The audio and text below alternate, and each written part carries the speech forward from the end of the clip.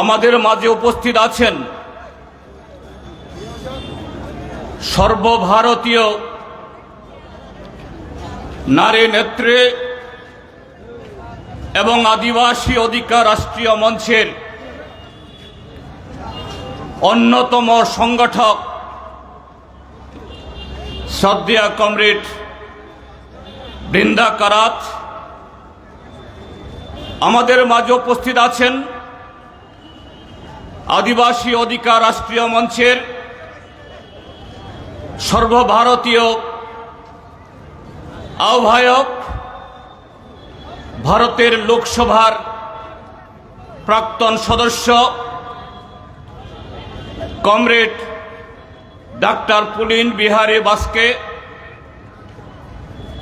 আমাদের অতিথি হয়ে মঞ্চে উপস্থিত আছেন আসামের আদিবাসী নেতা কমরেড বাপু বড় এবং মঞ্চে আসীন আরো অন্যান্য গণমুক্তি পরিষদ এবং গণতান্ত্রিক আন্দোলনের নেতৃবৃন্দ। আর আপনারা যারা আজকে বহু চ্যালেঞ্জ মোকাবেলা করে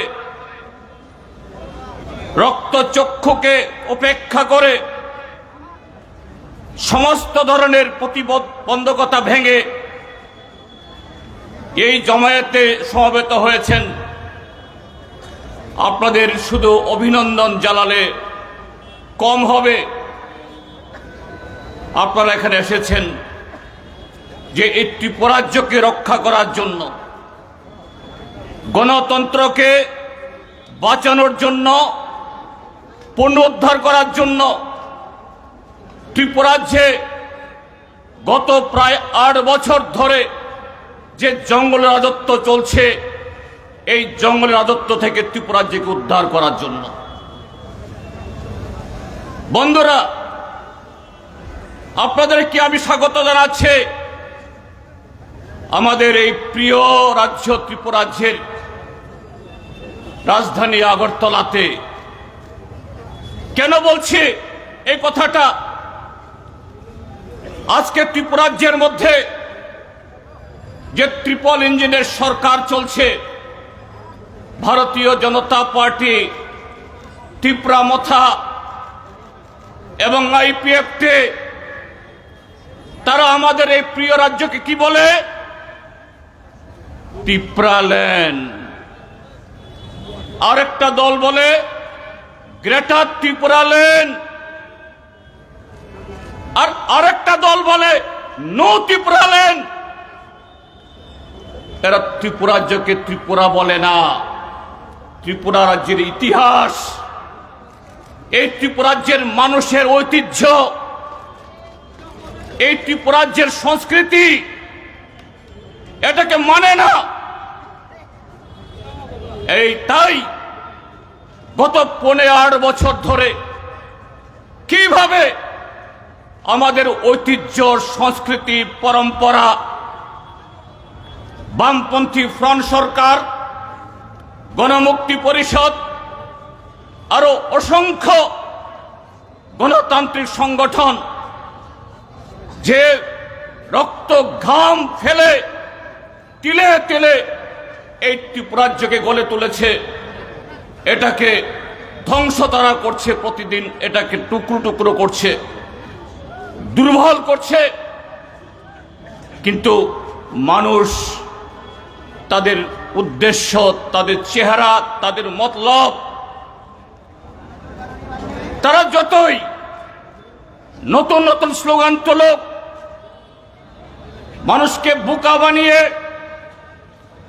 ক্ষমতায় টিকে থাকার জন্য, ক্ষমতা ধরে রাখার জন্য, নতুন করে ক্ষমতা দখলের জন্য চেষ্টা করুক, পারছে না। তাই আমরা কি লক্ষ্য করছি? আমরা আজকে এই জনসভাতে আপনাদেরকে আহ্বান জানিয়েছি। আমরা কাউকে বিনা পয়সায় গাড়ি দিতে পারিনি, ভাড়া দিতে পারিনি, খাওয়া দিতে পারিনি।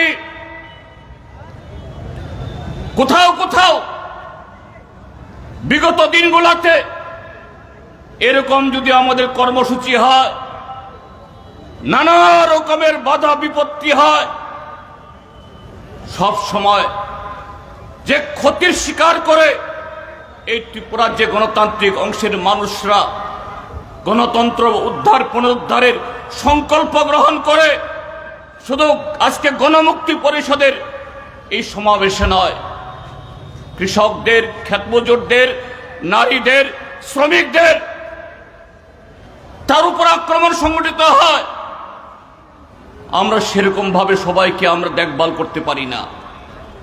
কিন্তু আজকে ত্রিপুরাজ্যের এই শাসকবর্গ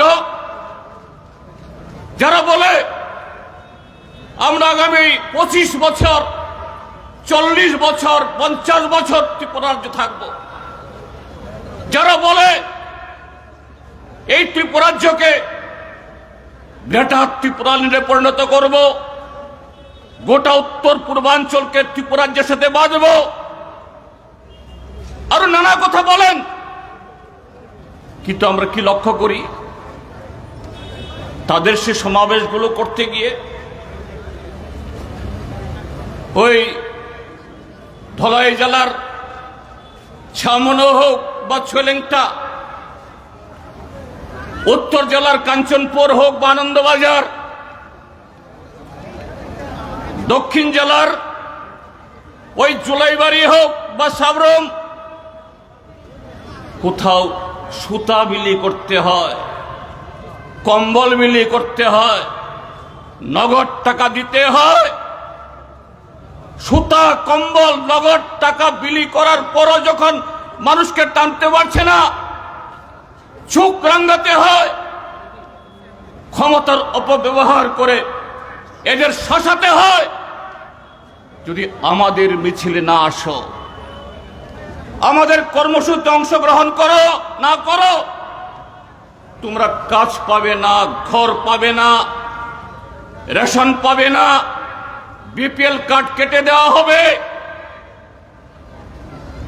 কিন্তু তারপরও এরা ঠিক রকম ভাবে সেরকম ভাবে জমাতে পারে না। এই রবীন্দ্র শতবার্ষিকী প্রাঙ্গণে, ভবন প্রাঙ্গণে গত 13 ডিসেম্বর এখানে শাসক দলের বিশাল সভা হয়েছে। সেই বিশাল সভা আমাদের এই সভার অর্ধেক নয়, সেই সভার অর্ধেক চেয়ার খালি। কেন? মানুষ তাদেরকে ভালোবেসে, তাদের কর্মকাণ্ডকে পছন্দ করে, তাদের নীতিকে ভালোবেসে মানুষ আসেন না, তাদেরকে আসতে বাধ্য করা হয়। কিন্তু আজকে আপনারা এখানে এসেছেন, কেন এসেছেন?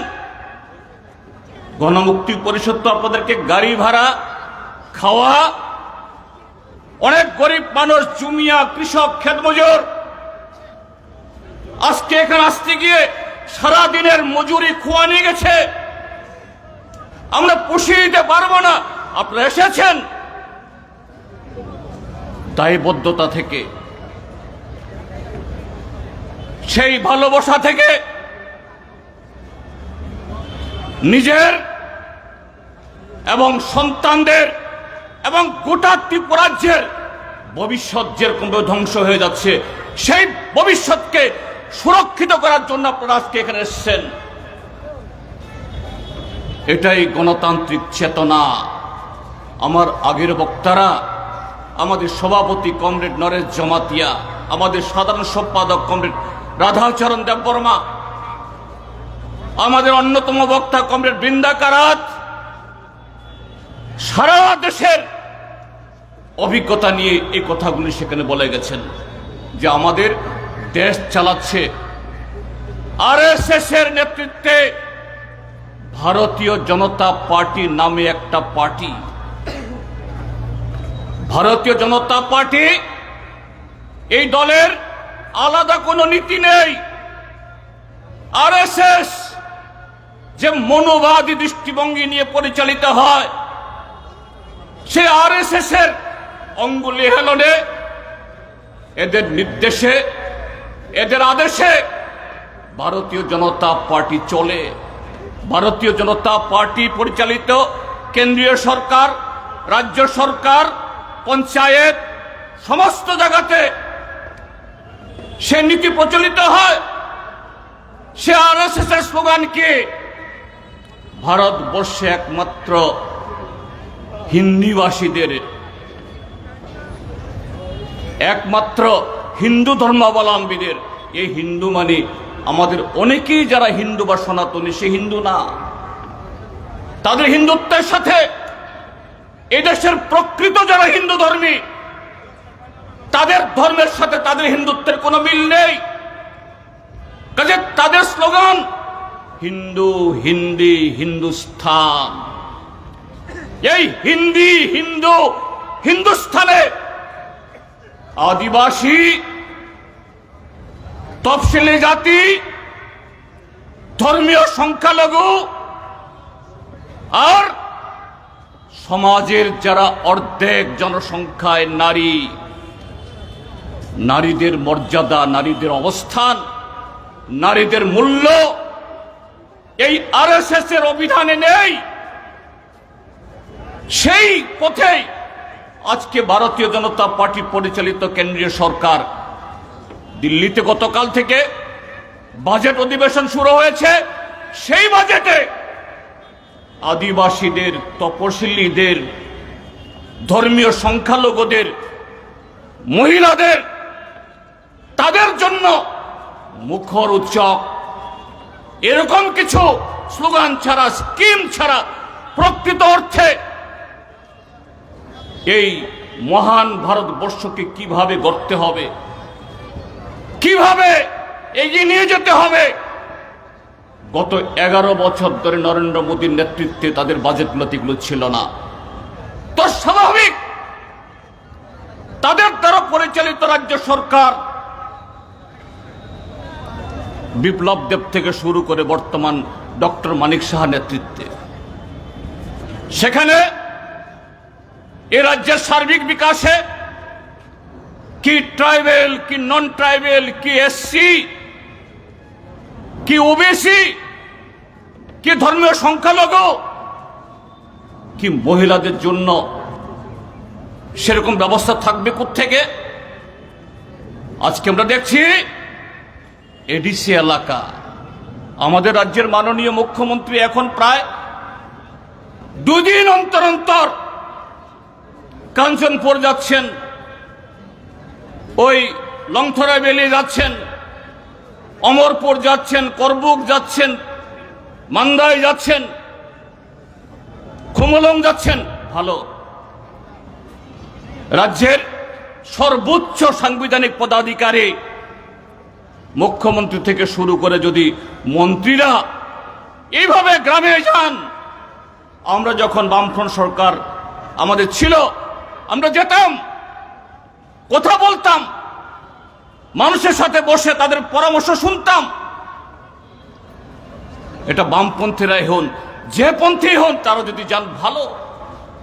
একদিন তো যাননি, কি বলছেন? সেখানে গিয়ে যেহেতু ত্রিপুরাজ্যের পত্রিকাগুলো সরকারের বিজ্ঞাপন দিয়ে চলতে হয়, এদের বক্তব্যকে যদি সেরকম ভাবে খুব গুরুত্ব দিয়ে না ছাপে, বড় বড় শিরোনাম করে আবার বিজ্ঞাপন কেটে দেবে, সে আশঙ্কায় ছবি টবি দিয়ে মুখ্যমন্ত্রীর মুখে অনেক ভালো ভালো শব্দ বসিয়ে প্রচার হয়। কি বলে? ত্রিপুরাজ্যের এডিসি এলাকা মানে ট্রাইবেল এলাকা, মোট এলাকার প্রায় 3 ভাগের 2 ভাগ, 65 থেকে 66%। কাজে বাজেটের 3 ভাগের 2 ভাগ টাকা এই এডিসি এলাকায় খরচ হবে। ত্রিপুরাজ্যের ট্রাইবেলদের উন্নতি না হলে ত্রিপুরাজ্যের উন্নতি হবে না, যেহেতু তারা পশ্চাৎপদ। ভালো কথা, কিন্তু বন্ধুরা, বিগত 8 বছরের অভিজ্ঞতায় আমাদের কি বলে, আমরা কি লক্ষ্য করছি? এই ট্রাইবেল এলাকাতে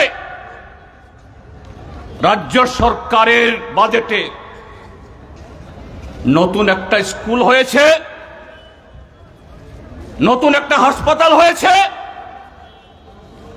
নতুন একটা রাস্তা হয়েছে,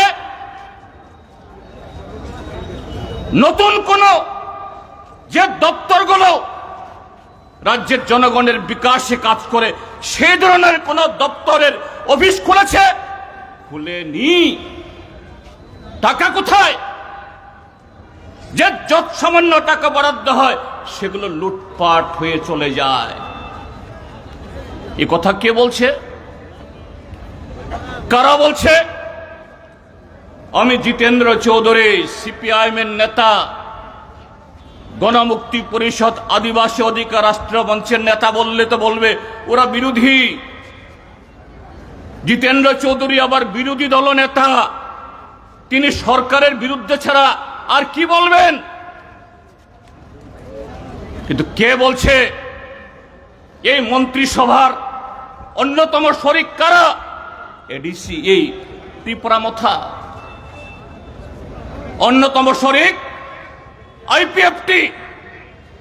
হর বক্ত সব জায়গাতে এডিসির অধিবেশনে এবং হাটে ঘাটে বাজারে যেখানে তাদের কর্মসূচি তারা বলছে এডিসির টাকা নেই, এডিসির কর্মচারীদের বেতন দিতে পারছে না, পেনশন দিতে পারছে না। এডিসিতে রাজ্য সরকারের যেমন বিভিন্ন দপ্তরে প্রায় 60,000 পদ শূন্য পড়ে আছে, এই সরকার পূরণ করে না। এডিসিতেও প্রায় 5 থেকে 6,000 শূন্য পদ পড়ে আছে, করে না। এডিসি কি বলে? রাজ্য সরকার টাকা দেয় না, রাজ্য সরকার বিমাতৃসুলভ আচরণ করে। তাহলে মাননীয় মুখ্যমন্ত্রী মহোদয়, গত 13 ডিসেম্বর এই রবীন্দ্র ভবন শতবার্ষিকী ভবন প্রাঙ্গণে এখানে দাঁড়িয়েও আপনি কুম্ভীরাস্ত্র ফেলেছেন। গত পরশুদিনও দক্ষিণ ত্রিপুরার জুলাইবারে আর বেতাগা, সাবরুমের বেতাগাতে গিয়ে কুম্ভীরাস্ত্র ফেলেছেন। আমি বহুত টাকা দিতে চাই, বহুত টাকা দিয়েছে। তাহলে সেই টাকা কেন এডিসি রাস্তায় দেখা যায় না? এডিসির পানীয় জলের প্রকল্পে দেখা যায় না? কাগজে পত্রে বলছেন ত্রিপুরাজ্যের 85% বাড়িতে পাইপলাইন দিয়ে, নল দিয়ে আপনারা বিশুদ্ধ পানীয় জল দিচ্ছেন। আছে এই ত্রিপুরাজ্যের পাহাড়ি এলাকা কেন, সমতল এলাকাতেও এই টাকার বরাদ্দ হলেও সেই টাকা চলে যায় আপনাদের কার্যকর্তা, দেবতুল্য কিছু লোক, যাদের হাত ধরে ছাপ্পা ভোট দিয়ে ভোট রেগিং করে, ভোট ক্যাপচার করে, বিরোধী দলের পার্টি অফিস পুড়িয়ে, মিছিল মিটিং আক্রমণ করে তাদেরকে বলেছেন আমরা যদি সরকার আসতে পারি তোমাদের সবার চাকরি হবে। চাকরি তো হয় না, বিজেপির আমলে তো চাকরি হবে না কখনো আর। কাজেই এদেরকে লুটে পটে খাওয়ার জন্য লাইসেন্স দিয়ে দিয়েছেন। এরা এখন রাস্তা গিলছে, এরা এখন পুকুর গিলছে, সরকারি অফিস সব গিলছে। আর ডাকাতদের মধ্যে যখন লুটপাট করে মারামারি হয়, প্রতিদিন কৈলাসহরে, কুমারঘাটে, উদয়পুরে, সুনামুরাতে, বিশালগড়ে আমরা কি দেখি? মথা আর বিজেপির মারামারি, বিজেপি মারামারি। এই মারামারি, এই সংঘাত, এই বিরোধ নীতির প্রশ্নে না, কর্মসূচির প্রশ্নে না, গণতন্ত্রের প্রশ্নে না। এই মারামারি ত্রিপুরাজ্যের 44 লক্ষ মানুষের স্বার্থে না। এই মারামারি শুধুমাত্র লুটের বখরা, এই জায়গায় আজকে ত্রিপুরাজ্যের মধ্যে নিয়ে গেছে বিজেপি এবং তার এই দুই শরিক বন্ধুরা। কাজী গণমুক্তি পরিষদ এবং ত্রিপুরাজ্যের সমস্ত গণতান্ত্রিক দল এবং বিজেপি মোথা আইপিএফের ভেতরেও যারা গণতন্ত্রকে ভালোবাসেন, রাজ্যের উন্নয়ন চান, শান্তি চান, এ রাজ্যের প্রগতি ফিরে আসুক, এ রাজ্যের উন্নতির চাকা আবার সামনের দিকে চলুক, আমাদের সকলের দায়িত্ব এই জনবিরোধী, অনৈতিক, অগণতান্ত্রিক জোটকে প্রতিহত করে গণতন্ত্রের পতাকাকে আবার পুনরায় উড্ডীন করা। আজকে এই সমাবেশের মধ্য দিয়ে আপনাদের সে অঙ্গীকার, আপনাদের সে ইচ্ছা প্রত্যয় এটা প্রকাশ করেছেন। বন্ধুরা, একটু আগে এই কমরেড বৃন্দাদি বলেছেন, এই গত কটা দিনের কয়েকটা জনসভাতে মাননীয় মুখ্যমন্ত্রী স্বাভাবিক তার দলের যারা সাকরেতরা উপজাতি বা ট্রাইবেল এলাকাতে গেলে পরে তার দলের ট্রাইবেল নেতাদের নিয়ে যান, নিয়ে যাবেনই, এটা অন্যায় কিছু না। তাদের সাধারণ সম্পাদক, তাদের সহ সভাপতি, কেউ কেউ এমপি টেমপিও হয়েছেন, আগামী দিন আরো বড় নেতা হওয়ার স্বপ্ন দেখেন, ঠিক আছে, এটা গণতান্ত্রিক অধিকার। তাদের নেতাদের নিয়ে যে অংশের মানুষের কাছে এই বক্তৃতা করছেন সে অংশ মানুষের কাছে বক্তৃতা তুলে ধরার জন্য তাদের নিয়ে যাবেন, এটা স্বাভাবিক, এখানে কোনো দোষ নেই, আমি কোনো অন্যায় সেখানে বলছি না। কে বলছে গত 5 বছর ধরে খুমলুং এডিসি ঠিক চলছে না,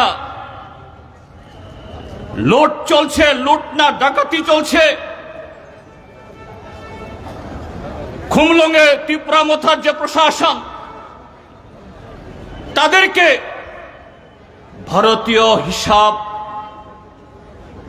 রক্ষী নিদিয়ে CAG controller and auditor general of India, Bharat সরকার থেকে এই দেশের সব সরকার, পঞ্চায়েত, মিউনিসিপ্যালিটি অবধি তার প্রতিটি টাকা, প্রতিটি পয়সা ঠিকভাবে খরচ হচ্ছে কিনা, আইন মাফিক খরচ হচ্ছে কিনা তা পরীক্ষা করা। এরা যদি দেখে সেখানে অনিয়ম হয়েছে তখন তাদেরকে নোটিশ দেয়, সে খরচ সম্পর্কে প্রশ্ন তুলে। এই সিএজি আমাদের সময়ে তো আমরা দীর্ঘদিন চালিয়েছি। কমরেড রাধাচরণ দেববর্মা, এখানে কমরেড রঞ্জিত দেববর্মা, সিএম চেয়ারম্যান তারা আছেন। এরকম ভাবে রাজ্য সরকার, কেন্দ্রীয় সরকার, সিএজি বা এজি তাদের চাহিদা মতো যখনই কোনো হিসাব সম্পর্কে, খরচ সম্পর্কে প্রশ্ন করা হয়েছে, সঙ্গে সঙ্গে উত্তর দেওয়া হয়েছে। কিভাবে খরচ হয়েছে, কেন খরচ হয়েছে, কোন পদ্ধতি অনুসরণ করে। এখানে বিজেপির নেতারা বলছেন ত্রিপুরা মোথা পরিচালিত এডিসি কোনো হিসাবের তোয়াক্কা করছে না, নিয়মের তোয়াক্কা করছে না, 9-6 করছে। এক চেয়ারম্যানের জায়গাতে 7 চেয়ারম্যান নিয়োগ করে, টেন্ডার করে না। রাজ্যের যারা টেন্ডার করে, এডিসি এলাকার যুবকরা যারা কাজ পাওয়ার আগ্রহী, তারা কাজ পায় না, সে কাজ বিক্রি হয়ে যায় ওই গুজরাট, উত্তরপ্রদেশ, বিহার, আসামের কন্ট্রাক্টরদের কাছে। এই জন্য এডিসি কে নোটিশ করা হয়েছে, এডিসি নাকি জবাব দেয় না। বলছেন সামনে এডিসি নির্বাচন, সেই এডিসি নির্বাচনে ভারতীয় জনতা পার্টি 28টা সিট দখল করবে। 28টা সিটে এডিসির জনগণকে ভোট দেওয়ার জন্য আহ্বান জানাচ্ছেন না, বলছেন আমরা দখল করব। অর্থ কি? দখল মানে কি? আমরা রিগিং করব, ছাপ্পা ভোট দিয়ে আমরা ওই অন্য রাজ্যে যেরকম ভাবে ক্ষমতা দখল তাই করব। তার ইঙ্গিত কে বলছেন? মুখ্যমন্ত্রী এবং তাবর তাবর নেতারা বলছেন 28টা সিট দখল করে এডিসিতে আমরা সিএজি পাঠাবো, এজি পাঠাবো, পরীক্ষা নিরীক্ষা করে যারা এইভাবে দুর্নীতি করেছে, অনিয়ম করেছে, এদের সবকে জেলে ঢুকাবো, কেউ জেল থেকে রেহাই পাবে না।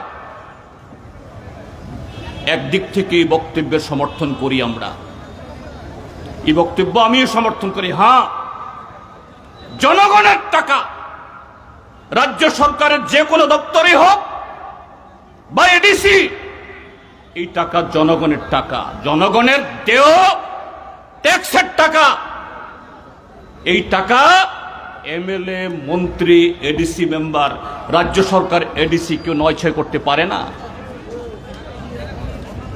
তো এডিসিতে তোমার ক্ষমতায় আসতে হবে কেন? বিজেপিকে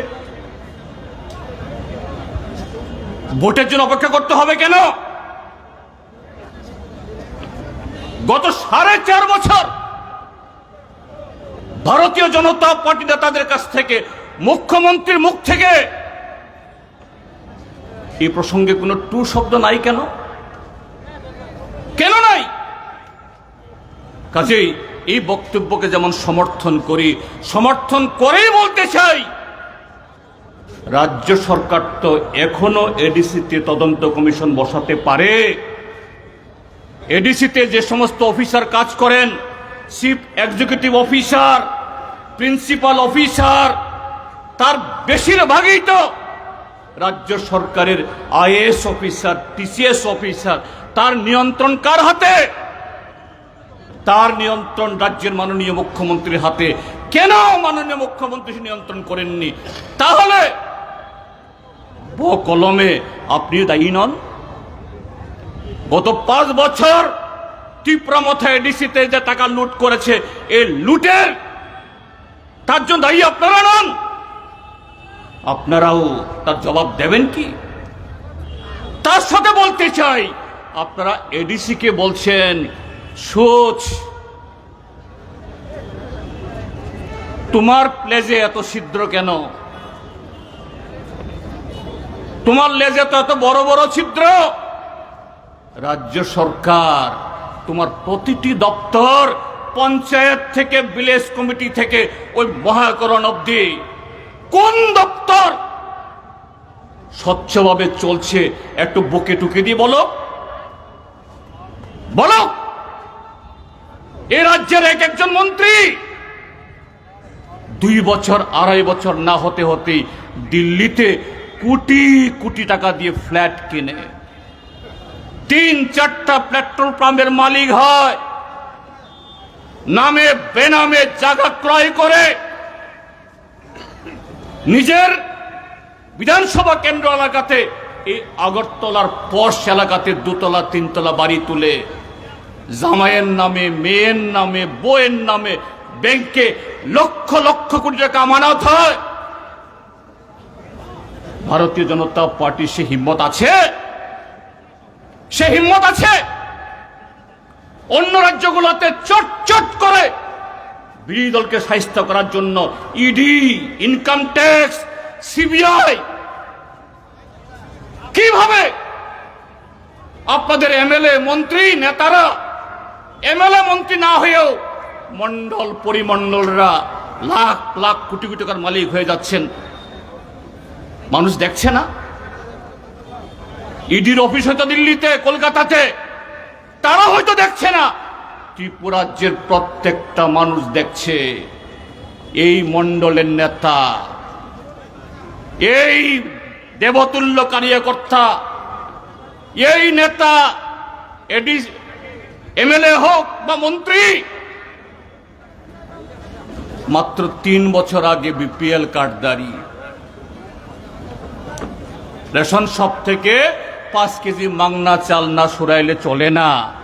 আর সেই মন্ত্রী, সে এমএলএ মাত্র 2-2.5 মাসের ভিতরে কোটি কোটি টাকা দিয়ে সম্পদ তৈরি করে, বাড়ি করে, গাড়ি করে। কাজে ইডি, সিবিআই এরা চোখ বুজে রাখলেও ত্রিপুরার যে 44 লক্ষ মানুষের চোখ খোলা আছে, এই চোখে ফাঁকি দেওয়ার ক্ষমতা তোমাদের নাই। ধরা পড়বেই এবং তাদের প্রাপ্য শাস্তি, তাদের কপালে যেটা লিখন হয়ে গেছে, এই কপাল ফলতেই হবে, এটা ছাড়াছাড়ি সেখানে হবে না। বন্ধুরা, আজকে গত 7.5 বছর বা 8 বছর আমাদের ত্রিপুরাজ্যের সংবাদপত্র বন্ধুগণ তারা লিখে, সিপিআইএম, বাম, গণমুক্তি পরিষদ বিধানসভা নির্বাচন আসলে 20টা সংরক্ষিত আসন থেকে শুরু করে 20-র পর 21, 22, 23, 24, 30, 50, 51টা হয়। এখন 20 নাই, এই 20 চলে গেছে। এবং একটা গল্প, একটা মহল, একটা পরিবেশ তৈরি করার চেষ্টা হয়। এডিসি এলাকা মানে হলো শুধু টিপ্রামথার বিজেপি, টিপ্রামথার বিজেপির মধ্যে মারামারি। আর এই দুটি দল যেহেতু বিলেস কমিটির মতো আগামী এডিসি নির্বাচনকে এড়ানোর সুবিধা নাই, ভূমিকম্প, মহাপ্রলয় বা যুদ্ধ না হলে পরে এটাকে আটকানোর সুবিধা নাই, ভোট হতে হবে। কিন্তু তারা তো বলে সবকা সাথ, সবকা বিকাশ, নরেন্দ্র মোদীজির বিকশিত ভারত, বিকশিত উত্তর পূর্বাঞ্চলের ঠেলায় পদ্মফুল ছাড়া এই ত্রিপুরাজ্যের বনে জঙ্গলে শাল, সেগুন, করই, রাবার আর কিচ্ছু হবে না, শুধু পদ্মফুলই শুধু ফুটবে। আত্মম্বরিত বলছেন। কিন্তু বন্ধুরা, জিজ্ঞেস করতে চাই, হ্যাঁ ঠিক, নির্বাচন যখন আসছে আমরাও আমাদের সম্মেলনকে কেন্দ্র করে আজকে সমাবেশ হলেও আমরাও এডিসির কথা বলছি, এডিসির ভোটের কথা বলছি। তারাও বলবেন স্বাভাবিক। কিন্তু এই দুটি দল, টিপ্রামথা বিজেপি দলের মধ্যে এডিসি যে উদ্দেশ্য গঠিত হয়েছিল, এডিসি যে স্বপ্নকে সামনে রেখে এই এডিসির জন্ম হয়েছিল, কি স্বপ্ন? আমাদের পেছনে মাত্র কয়েকশো হাত, এখান থেকে হয়তোবা খুব বেশি হলে পরে 1500 বা 2000 হাত দূরে হলো নয়ুংমা, উজ্জয়ন্ত প্রসাদ, রাজপ্রসাদ, রাজবাড়ি। হ্যাঁ, এটা আমাদের সবারই গর্ব। এটা ঐতিহ্য হিসাবে, ইমারত হিসাবে, ঐতিহাসিক স্থাপনা হিসাবে আমাদের রাজ্যের মানুষের, শ্রমিকদের রক্ত, ঘাম। আজ থেকে প্রায় 100 বছর আগে এই উজ্জয়ন্ত প্রাসাদ নির্মাণ করতে গিয়ে, নির্মহল নির্মাণ করতে গিয়ে আমাদের পূর্বপুরুষরা সে কষ্ট করেছেন। সেদিক থেকেও এটা আমাদের সম্পদ। এখানে 1400 বছর ধরে, আজকে বা 1949 ইংরাজিতে শেষ সামন্ততন্ত্রের দিন অবধি যে রাজবংশ রাজত্ব করে গেছেন,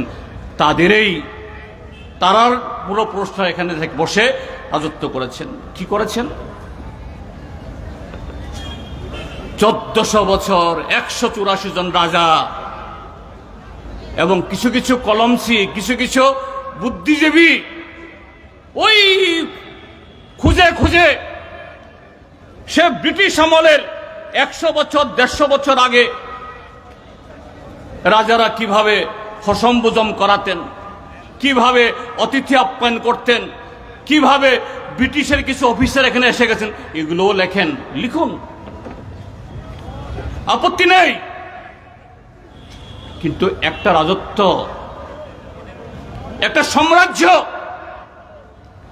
সে রাজত্ব, সে সাম্রাজ্য, তার গরিমা, তার গর্ব, তার ঐতিহ্য কিভাবে হয়, সেই রাজত্বের যারা প্রজারা, এরা যদি শিক্ষায় দীক্ষায় আধুনিক সভ্যতার পথ চলাতে পৃথিবীর অন্য প্রান্তের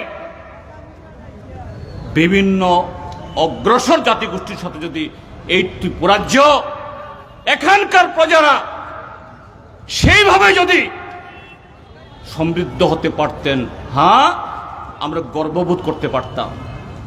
এই নিয়ংমা, এই অজন্তা প্রাসাদ, এখানে বসে ত্রিপুরাজ্যের পাহাড়ে স্কুল তৈরি হয়েছে, রাস্তা গেছে, হাসপাতাল হয়েছে। এই ত্রিপুরাজ্যের পাহাড়ের সন্তানরা জ্ঞান বিজ্ঞানে সমৃদ্ধ হয়ে দেশ বিদেশে গিয়ে দেশকে, রাজ্যকে আলোকিত করেছেন। হয়েছে কি? হয়েছে? হয়নি। সেই 1400 বছর এই রাজত্ব টিকিয়ে রাখার জন্য রায় কসাক, রায় কসাম সেনাপতি সহোদর ভাই হুসেন শাহকে এই গোমতী নদীতে আটকে এই রাজত্বকে যারা রক্ষা করেছেন, সেই রাজত্বের, সেই রায় কসাক, রায় কসম যে সম্প্রদায় থেকে আসে, ব্রু বা রিয়াংরা, এরা হলো পিটিজি, আদিম জনগোষ্ঠী। আদিম জনগোষ্ঠী মানে কি? লেখা নাই, পড়া নাই, আধুনিক সংস্কৃতির সাথে সম্পর্ক নাই। 1949 ইংরাজির 15ই অক্টোবর যেদিন আনুষ্ঠানিকভাবে এই ত্রিপুরাজ্য ভারতবর্ষের সাথে যোগদান করে, অর্থাৎ মাণিক্য রাজত্বের অবসান ঘটে, সেদিন কতজন ডাক্তার, কতজন ইঞ্জিনিয়ার, কতজন MA পাস, কতজন BA পাস আপনি রেখে গেছেন।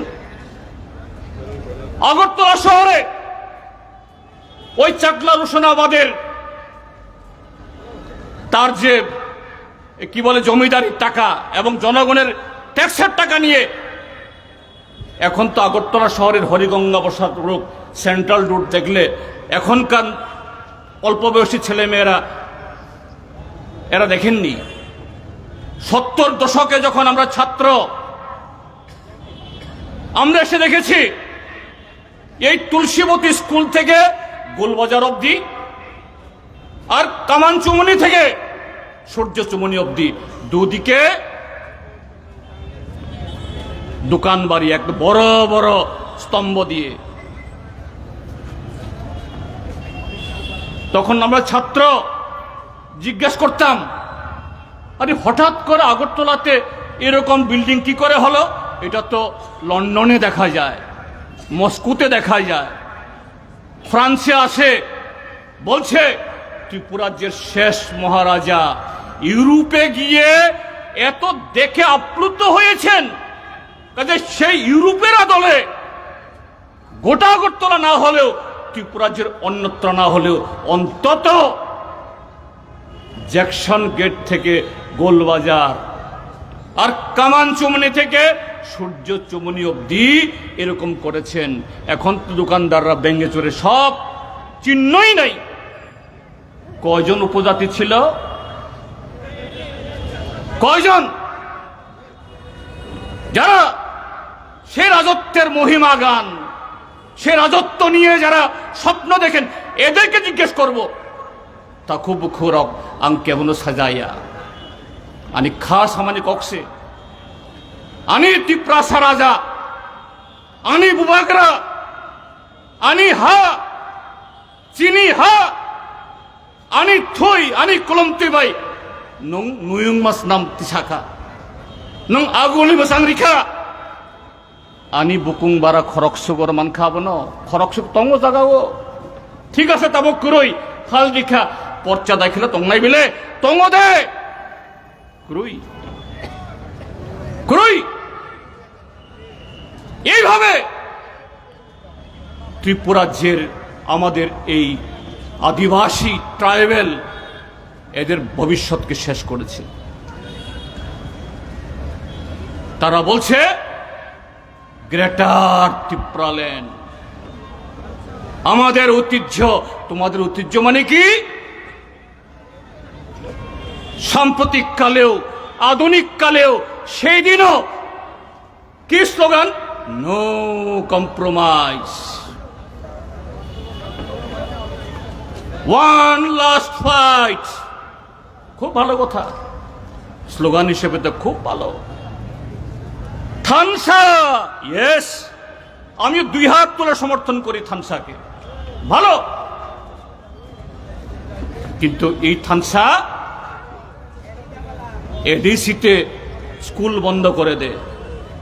এই থানসা সারা দেশে 100 দিনের কাজের গ্যারান্টি রেগা আইন যখন বাতিল করে, থানসা মুখে দিয়ে একটা শব্দ বের হয় না।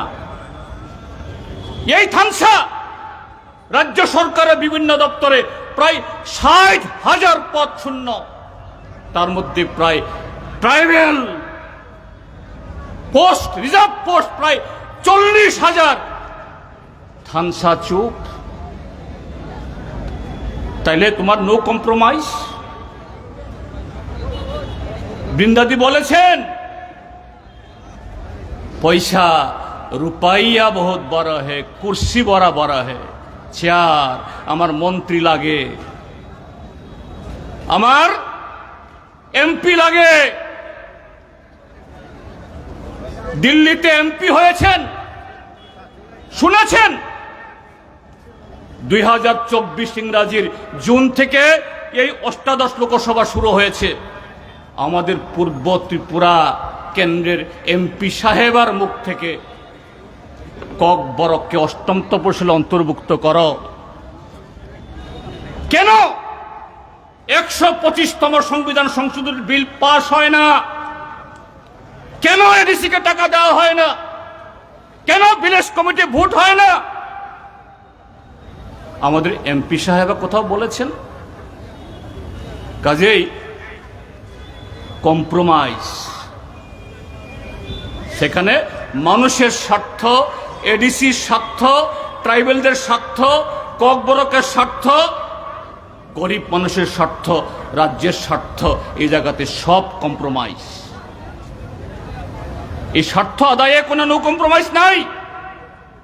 নো কম্প্রোমাইজ শুধু হলো নিজেদের আরাম, আয়েশ, ভোগ, বিলাস।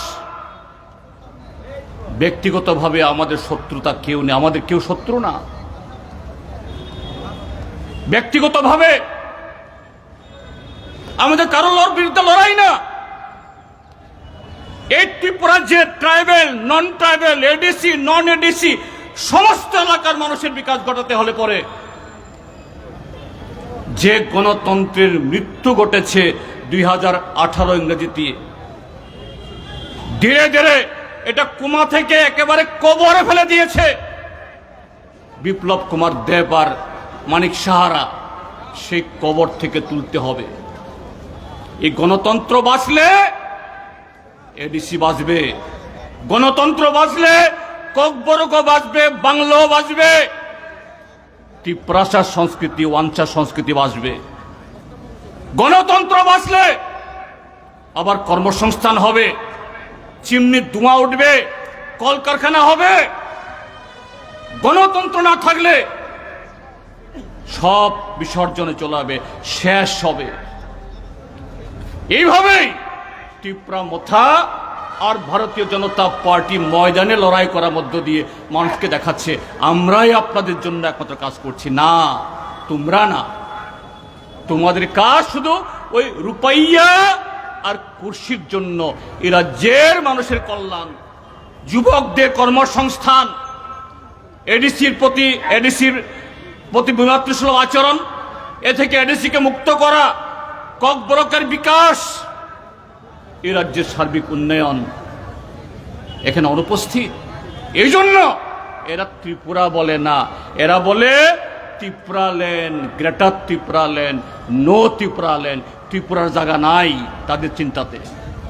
কাজী বন্ধুরা, আমরা আহ্বান জানাবো আদিবাসী অধিকার রাষ্ট্রীয় মঞ্চের তরফ থেকে, গণমুক্তি পরিষদ তরফ থেকে আজকে এই বিশাল যে সমাবেশ হয়েছে, সাহসী, উদ্দীপনাময়, শুধু যারা গণমুক্তি পরিষদ করেন, লাল ঝান্ডা করেন তাদের জন্য না, ভারতীয় জনতা পার্টি ত্রিপুরা মাথার ভেতরেও যারা ক্রমশ বুঝতে পারছেন, বুঝতে শুরু করেছেন, এদেরকে উৎসাহিত করবে। আজকের এই আমাদের সফল এই কর্মসূচির পর কিভাবে এটাকে ব্যাহত করা যায়, এটাকে কম করে দেখানো যায়, এটাকে খাটো করা যায়, দুর্বল করা যায়, শয়তানের দুষ্ট বুদ্ধির কোনো অভাব নাই। কাজে আপনাদের অনুরোধ করব, শান্তিপূর্ণভাবে সবাই মিলে যার যার ঘরে ফিরে যান। আগামী দিনগুলো শুধু এডিসি নির্বাচন না, সামনে এডিসি নির্বাচন তো দাঁতে দাঁত লড়তে হবে। বিজেপি মথা উভয়ই বলছে এডিসি দখল, এডিসি দখল, কিন্তু সেই এডিসিতে কিভাবে ট্রাইবেলদের অস্তিত্ব রক্ষা, ভাষা সংস্কৃতির বিকাশ, জমি নিয়ন্ত্রণ এবং সেই জমির সদ্ব্যবহার বিজেপির বক্তব্যের মধ্যেও নাই, ত্রিপুরা মথার বক্তব্য নাই। মুখ্যমন্ত্রী বলে নিউ ত্রিপুরা, নিউ ত্রিপুরা মানে হলো মন্ডল ত্রিপুরা, লুটপাট ডাকাতি, আর কিছু না। কাজেই শুধু আগামী নির্বাচন, এডিসি নির্বাচন না, আগামী দিন প্রতিদিনেই নির্বাচন, প্রতিদিনে লড়াই, প্রতিদিনে প্রস্তুতি হতে হবে। চেতনাকে শান দিয়ে ট্রাইবেল, নন ট্রাইবেল উভয় অংশের গণতান্ত্রিক মানুষের ঐক্যকে আরো সুদৃঢ়, ইস্পাত দৃঢ় করার মধ্য দিয়ে এই রাজ্যে গণতন্ত্র পুনরুদ্ধারের সংগ্রামকে এগিয়ে নিয়ে যাবেন, এই আশা প্রত্যয় রেখে আবারও একবার সবাইকে নমস্কার, খুলুমখা, সিবাই জানিয়ে আমার বক্তব্য শেষ করছি। ইনকলাব জিন্দাবাদ।